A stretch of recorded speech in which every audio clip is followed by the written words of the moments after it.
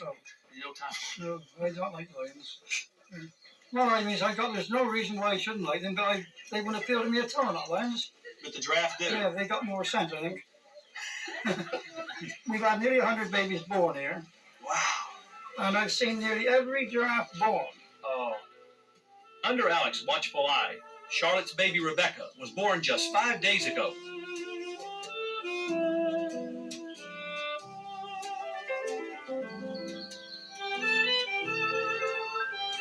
Now the baby trying to suck, look. Oh, look at that. It's nursing. Sucking all right now, isn't it? She's a very good mother, you know. Baby giraffes have a good life here? A marvelous life. They're fed well, looked after. Yeah. They're supposed to be born, isn't it? Yeah, I'd say. Another baby, one that Alec is hand-rearing, is this 3-month-old camel. Oh, yeah. Oh. Alex, what's this camel's name? Jack. His name's Jack. Yeah, his name's Jack. That's me. That's my name. Oh, it is. That's funny, isn't it? Yeah. Give Jack that to see if Jack will eat it. Who, me or the camel? Well, this looks real good. Here, Jack. Yeah. Boy, no wonder your animals do so well. This. Yeah, well, Jack. What is in here, Alex? What is all this? Straight maize, a little bit of oats, and linseed cake. Molasses? Yeah, a little bit of molasses. Mm. I like the molasses. Yeah. As a little boy, I lived on a farm. I used to eat the cow's food. There's a beautiful camel. Wouldn't he be lovely over there, eh? You never know what animal you'll see next at Longleat. In fact, it's not a big leap from camels to monkeys. So, Roger, you've got monkeys loose in here? Yes, there's 200 rhesus monkeys in one big colony in this 10-acre enclosure here. No, don't they jump in the car? They do, but that's what people like. I mean, occasionally they do a little bit of damage. They bend somebody's radio aerial or pull a bit of trim off a car, but it's not very serious and people love it, really. It's the most popular part of Longleat, the monkey jump.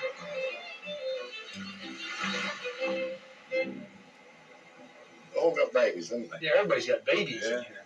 Oh, there's one. Look at this. That must be only about a week old. Oh, wow. Isn't that small? Wait, oh, look at this. There's two of them. Oh, can we look at this a minute? She's got a baby on Oh, her. let's look at this a minute. And look at that little one up there just by himself with the mom. Yeah. He's so bright. He's very brave going away from his mother at that age. He's going back to his mum now. She wants him back. Oh, look at that.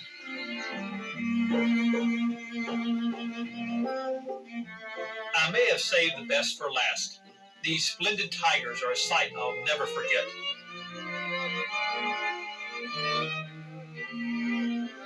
Well, we try and make it like home, like Africa or like India. So we think that the animals are very happy here. They breed very well and they're all in good condition. We have very few problems. We think we must be doing something right.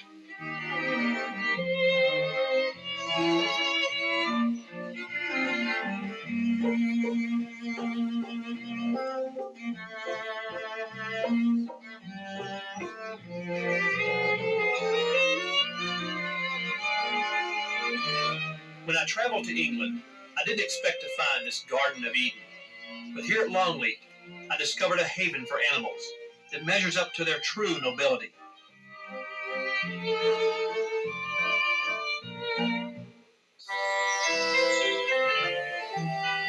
The English fields are a farmer's dream. For the traveler, they're also full of surprises, like the mysterious ancient Stonehenge. But my surprise involved wildlife. My destination was near the small village of Twyford. Although the animals here seemed so civilized, there was certainly evidence of something unusual going on.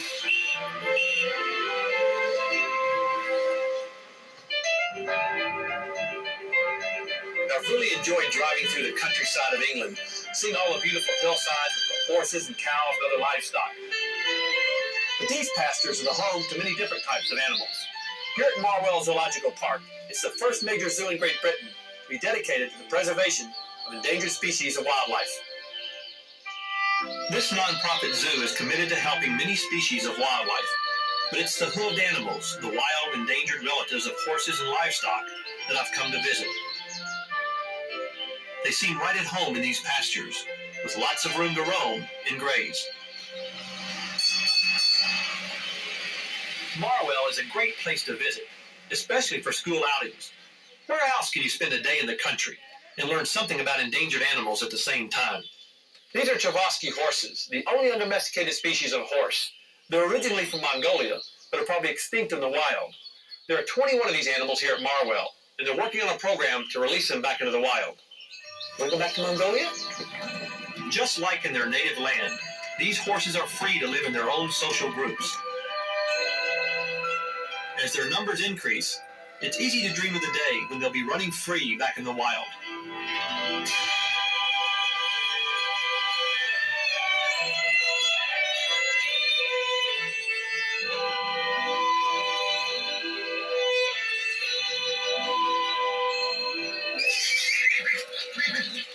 Taking care of these endangered horses is Bill Hall, one of the head keepers. He's known most of them since they were born, and he certainly speaks their language. You know how to say hello to a horse? Horses, when they greet one another, blow into each other's nostrils to identify themselves. So a gentle breath into the nostril identifies you as a friend because you trust yourself enough to put yourself near their teeth, I think. Don't you? They like you. He lives and likes you. So if you get close enough, just a little breath into its nose and it'll... Hello, Judah. Hello. Oh, tickle, tickle, tickle, tickle. Is that good? Oh, she loves that. Good, good. Yes, it's good. Want to tickle his ear too? No. We had horses when I was a young man, but their hair is different. It doesn't feel like a... That's right, and also that there's several anatomical differences in they've got this very short, stiff mane, no forelock, they have an eel stripe down their back, which is very primitive, and they are different. The domestic horse has 2 less chromosomes than these. So they are the only true wild horse. We're hoping certainly in the near future to reintroduce animals, possibly from here and on the continent back into Mongolia. Or back into the wild, Yeah. If Mongolia was green, this is how you would see a herd of Chavarsky horses.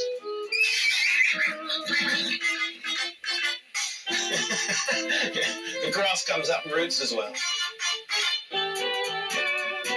This is mutual grooming. This is re-establishing or continually establishing the grouping. Who's who?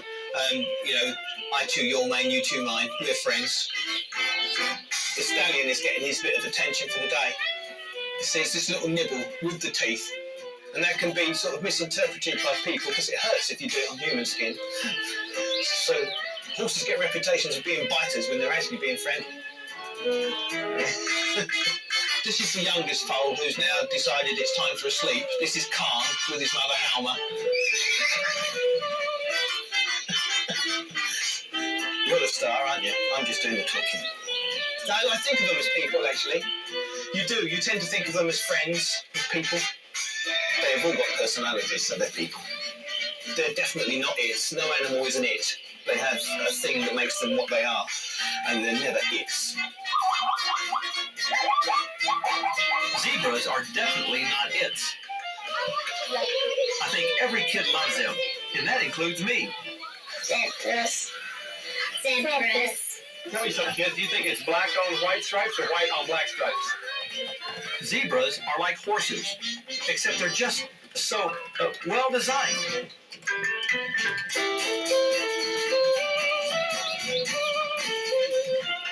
Marwell has lots of zebras, and Bill knows about them all. Hello, Soph. Hello, sweetheart. You carry on eating. We have 3 species of zebra at Marwell. The common zebra, the mountain zebra, which we're with at the moment, and Grevy zebra. Very thin stripes, Grevy zebra. Broad stripes, Hartman zebra. Broad stripes with narrow shadow stripes, Chapman zebra. Really with zebra, the difference is all in the stripes. A lot of people say it's camouflage in long grass. If 2 or 3 animals are moving together, it's very difficult to judge where one animal begins and another animal ends. So predators won't have much chance to isolate an animal. Zebras also have their own way of communicating. The trick with zebras to know what mood they're in is to watch their ears. Sophie here is not too happy, not with me, she's fine with me, but with this other zebra, that she doesn't come too close and encroach on her feeding. So her ears occasionally go back against her neck, just as a warning to the other zebra, who's also got her ears at half-mast, to stay in her own place. The ears are a signal. You can see where her ears are. When they're happy, their ears are straight up. So as soon as you see a horse's ears go down like that, you're looking for teeth afterwards. It's all part of being a zebra. And at Marwell, they're free to run and act much like they would in Africa.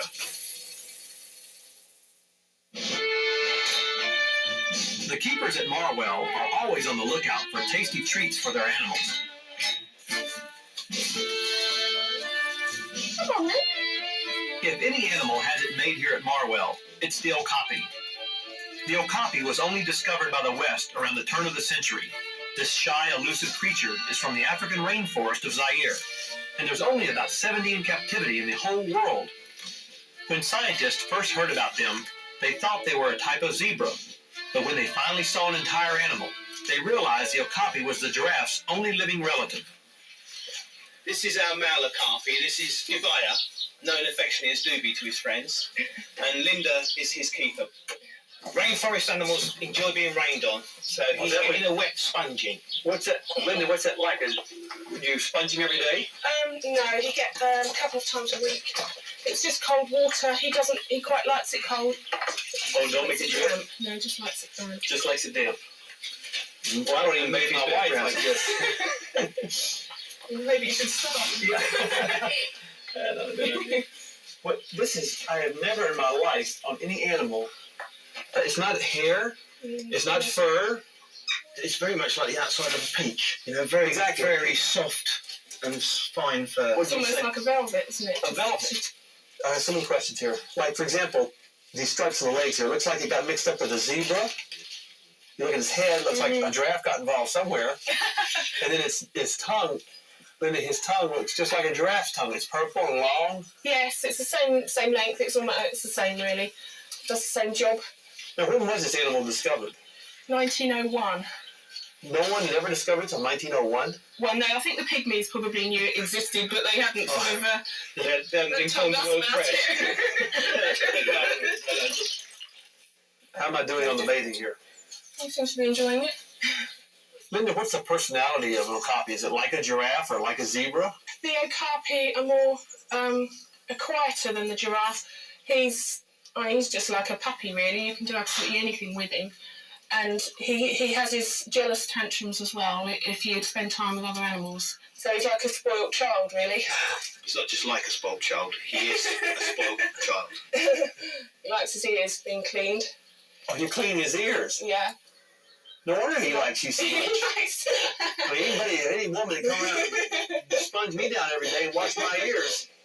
It's more important to clean their ears out when they're on their own because they haven't got anybody then to clean them for them. I see the female clean his ears. Yeah. Mind you, I've never seen him clean her ears. That's a different story. Whether or not Doobie's cleaned his mate's ears, he's done something right. She's expecting her first baby in a few months.